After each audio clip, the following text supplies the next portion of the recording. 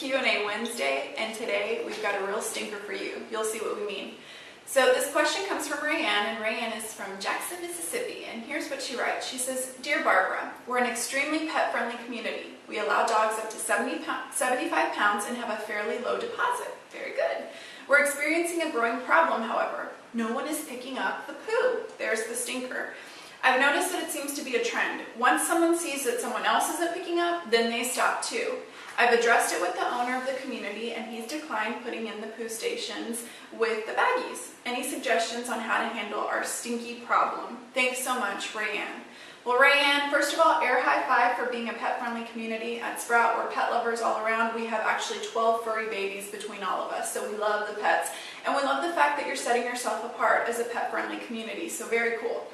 But now on to a serious issue at hand, and that is your poo problem.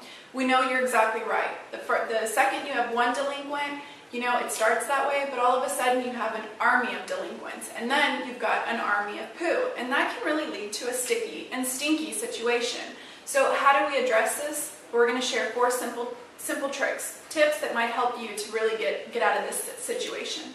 The first one is posting some signs to remind residents to pick up after their pets. You think it's something that they should know, but that visual reminder could be just what's needed. We found some really good signs at allsignsco.com. Inexpensive, some were very serious and stern, and then there were some funny ones. Here's the top 3 that we liked.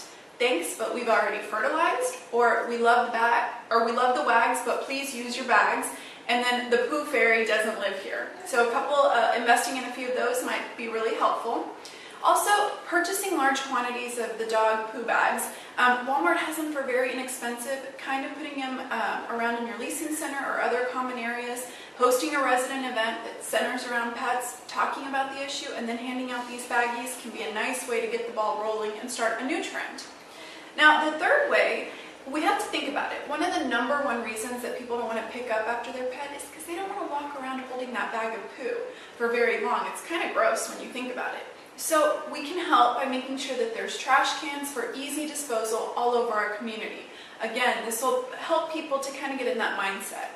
Now, the 4th thing is sending out a notice to the resident that says "No one likes poo on the shoe," and talking about your policy that as a group you can all help to keep your community clean. This kind of level of awareness might be all that's needed for that kind of delinquent to see that there's other people watching, and he or she really needs to be mindful of picking up after their pet.